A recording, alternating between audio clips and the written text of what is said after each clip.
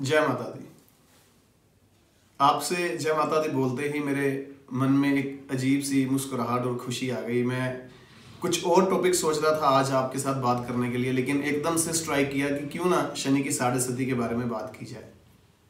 और अभी मैं कुछ वीडियोस देख रहा था एस्ट्रोलॉजिकल, और बड़ी मन में अजीब सी फीलिंग्स आ रही थी कि कैसे अलग अलग तरीके से किसी चीज़ें को मैनिपुलेट कर दिया जाता है।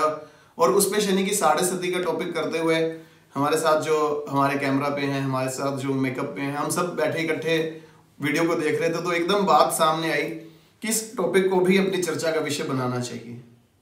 और जब हम शनि की साढ़े सती की बात करते हैं तो बहुत सारे लोग अमूमन ये बात बोल देते हैं कि अरे ऐसे क्या ढकोसलेबाजी में पड़े हो, क्या शनि की साढ़े सती, क्या शनि की ढैया, कुछ नहीं कहती है।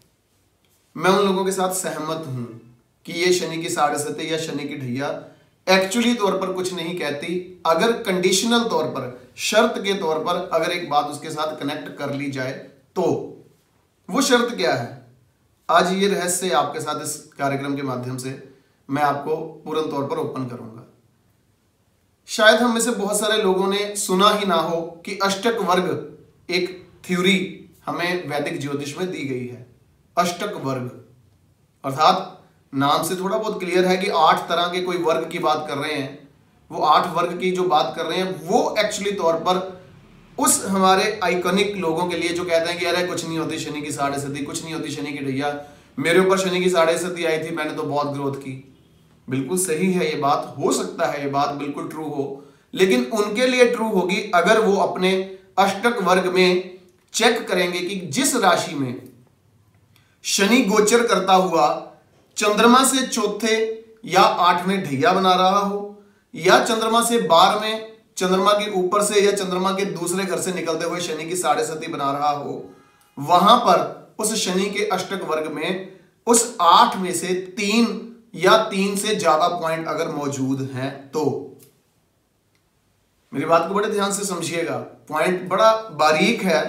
शनि की साढ़े सती, शनि की ढैया हर एक को आती है जिंदगी में, मुझे भी आई होगी, आपको भी आएगी, आपको भी आई होगी। 3 बार 4 बार शनि की साढ़े सती किसी के जीवन में आ सकती है। 3 बार तो आ ही सकती है। अगर एवरेज जो जिंदगी कोई इंसान जीता है 65-70 साल, 75 साल की जिंदगी जीता है, तो 3 बार उसे शनि की साढ़े सती आती है। लेकिन इस शनि की साढ़े सती के मुताबिक अगर देखें, बहुत सारे लोगों ने बहुत ग्रोथ की होती है, बहुत सारे लोगों ने जिंदगी का सबसे खुशनुमा समय ही शायद शनि की साढ़े सती या ढैया में देखा होता है। तो उन लोगों के लिए एस्ट्रोलॉजर के पास क्या आंसर है, आज वो आंसर आपको इस कार्यक्रम के माध्यम से देना चाहूंगा। घबराहट डालना, आपके मन में पैनिक क्रिएट करना is not the purpose of this show. Actually आपके चेहरे पर मुस्कुराहट भी आए, आपके अंदर के रहस्य भी जो है शांत हों, ये इस कार्यक्रम का उद्देश्य है। जब शनि की साढ़े सती चले, इमीडिएटली अब अपनी जन्मपत्री खोलें, देखें कि अष्टक वर्ग में आपके पास उस शनि के गोचर में कितने पॉइंट हैं। जैसे आजकल शनि 9 नंबर राशि में चल रहा है, तो आजकल वृष राशि वालों के लिए शनि की ढैया चल रही है।